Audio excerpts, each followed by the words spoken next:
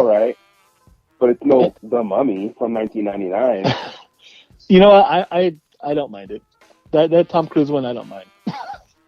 I think I'm one of the few that didn't like fucking like was like, oh yeah, this is obviously there's no 99 Mummy but like you said, but people like hated that. People hated that the remake. They're like, this is stupid. It's horrible. It makes no sense. I think I'm with you on that. Like, I didn't hate the movie. I enjoyed it. It was pretty cool. I would watch it again. I think I've only watched it the one time that I watched it, but I thought it was cool the way they were building, or they were kind of setting up that universe. I think that's what I was like most excited for, being how much I do love, Universal monsters. I was like, oh shit, this is fucking awesome. We're gonna get all these new monsters and these rad ass actors playing these characters. But yeah, no, even now that 99 still fucking shits on that Tom Cruise one. Yeah. Well, I guess one of my favorite scenes from this has to be with Jonathan, when I think it's towards the end, when they just figured out where the Book of the Dead is, or the Book of the Dead is the gold one, right? At the end. Yeah, it's all gold. Yeah, so when they figure out where that one is, at the bottom of the statue of Ra, and Jonathan runs around. He's like, "I'm gonna go get the car," and he dips out, and all the like his Emotep's like horde of whatever they are, like they're his cult or whatever, and they're they catch Jonathan, and he turns around and he goes, Emotep. And then they go back into the trance of like just like wandering around chanting Imhotep. I thought that was hilarious, and he kind of just stands there as they walk past them. It reminded me of Shaun of the Dead when they're pretending to be zombies. But yeah, that was one of the like memorable scenes for me. Going back to what you said earlier, Wes, that scene that always kind of stuck with me, like being little. Even now, it's a cool like effect. So I want to know what you have on it. Is the scene where they try to hang him, because you kind of see everything all at once. And I remember watching it like, holy shit! Like that looks like it's actually fucking him. Yeah. So what I found out about that is that I don't know how this fucking happened, but when they do that, some brainiac created a real noose. So we are essentially watching fucking Brendan Fraser actually hang. Holy shit. Oh, shit. To the point where he passed out for about 20 seconds and they had to resuscitate him. Oh fuck. Damn. Yeah, like he almost died. For real. So they're like, well, we almost lost our leading actor. Holy shit. I'm sure that guy lost a job. Yeah, it was like that could have been like The Crow all over again, Like, how does that fucking... Yeah. I don't understand how that would even be, like, could come into play, you know what I mean? But it's at least it didn't, so... That's cool. I like the relationship, what's his name? Rick and Benny have back and forth. Oh my god, yeah. And then, like, at the end, how it's just like Rick basically just says, "Oh, sorry, Benny." Like, he's like, "Goodbye, Benny." Well, I mean, like finally his luck ran out. To his credit, he does try to save him, and it was just like at that point, like it was too late. And I love I think it's Evelyn who kind of foreshadows his death during the movie, and she goes, people like you always end up with their, like, getting their comeuppance, and he's like, what? He like laughs, he's like, haha. He's like, wait, really? Have you guys seen, was it Deep Rising? Anybody? Deep Rising. Why does that sound familiar? Well, it's from this director, and it has, what's his name, Kevin Connor, who played Benny in it as well, and it's like a weird kind of I think they call it aquatic horror, where yeah, I've seen this. Yes. Yeah.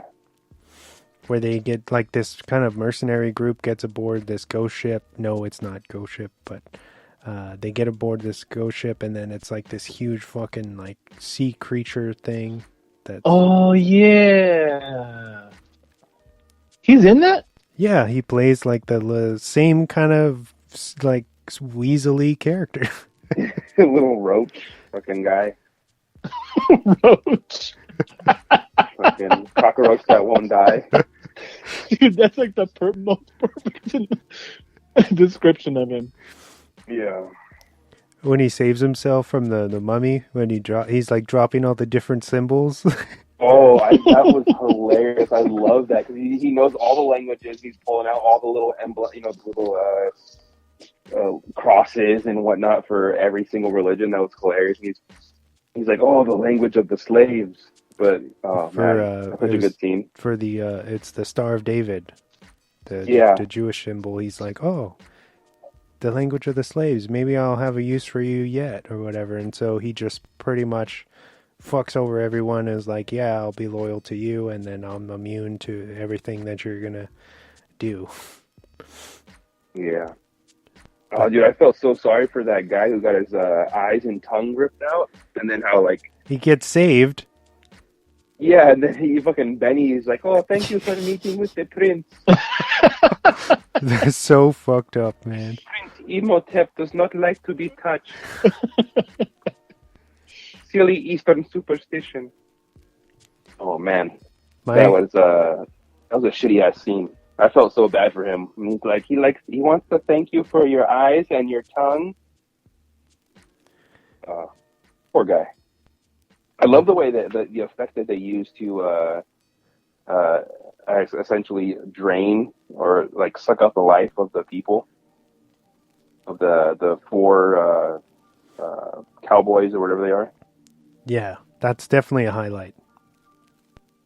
I think my favorite part of this film is like how the setup when they go back to the kind of taboo relationship with the pharaoh's mistress. Oh yeah, Anaxunamun, I think her name is. Yeah, total babe. Anaxunamun. Yeah, I'm so mad that she's not in this movie more. Or like when they resurrect her, she doesn't get to her full potential. It's like, come on, guys. She's all rotten still. You guys are really messing with me right now. But yeah, I love the backstory of when they set up that backdrop they give us for Imhotep. And that taboo relationship where he's like this high priestess who betrays the pharaoh and is secretly seeing, his woman because no one else is supposed to touch her like at all. And then they just assassinate him when he, when they get caught. They basically get caught in the act and they just fucking murder him. And that leads us into how, like, what happens to Imhotep, where he is like this priest.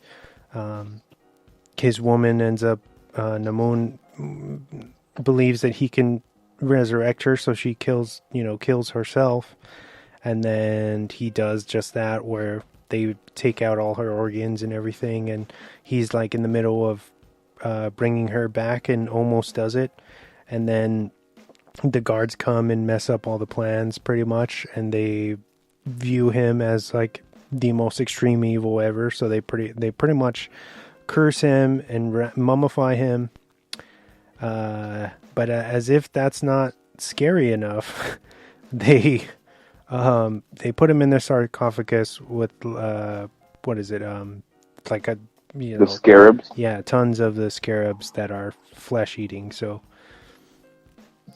it's like he has to live in an eternity of pain, and it's really fucked up and sadistic.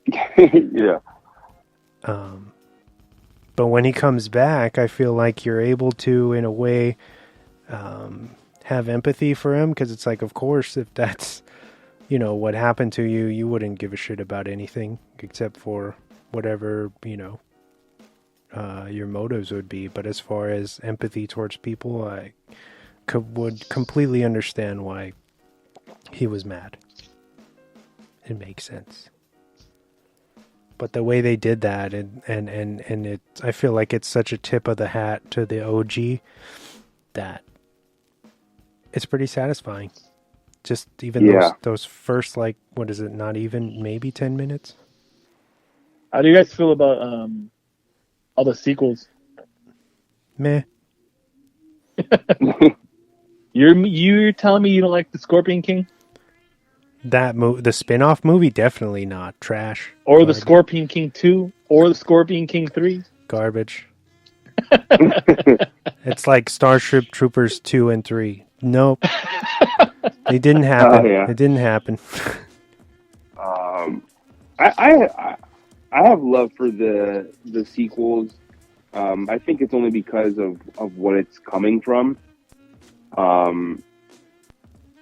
I know 1 and 2 has the same cast. I think 3 has the. I don't think Rachel Weisz wanted to come back, so they recasted her. Have you ever read the rumor on why she didn't want to come back? No, what? Inform me. No, I don't know. Do you know, Wes? Because she was too much of a babe? I don't know. I'm too hot for these movies.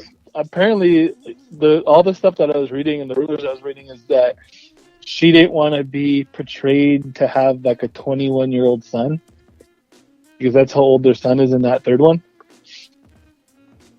Really? That's it? She didn't want to seem old? Yeah, that's it. Wow.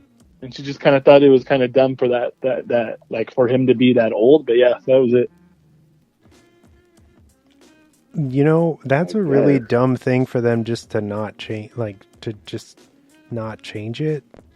Just like that's like your bread and butter, you know what I mean? That's like Laurie Strode saying, "Yo, I'm not gonna do this if you don't do this for me," and then you're saying, "Well, fuck you." Or I guess it's stuff with Nev, like just do it, man. Oh, you know what, Wes? You always gotta bring Spain into it, don't you?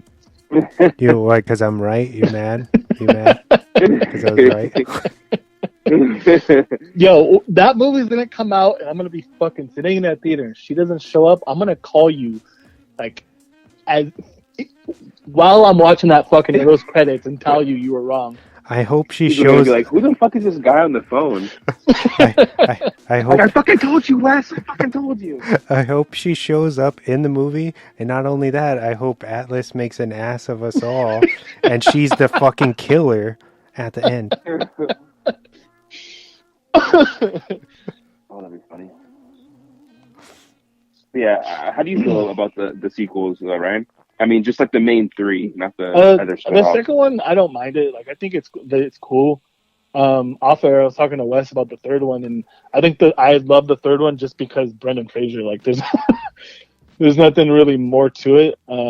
But I think the second one is obviously it's not as good as the first, but I still fuck with it.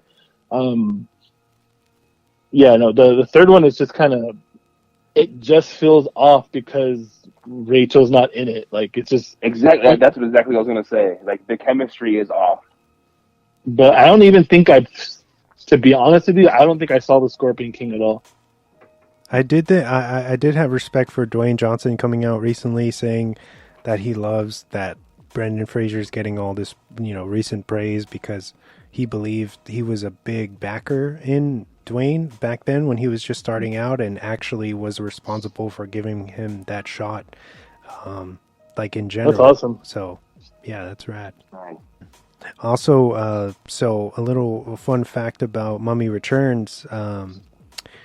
They didn't know if this film, the first film, was gonna do like numbers. So when I think the morning after the film dropped, and it was like number 1 or whatever, they immediately called up Summers, the director, and was like, Universal did, and they were like, make us another one, dude. Just like that. Get started now. Yeah. Oh man, that's crazy for them to do that. That's awesome.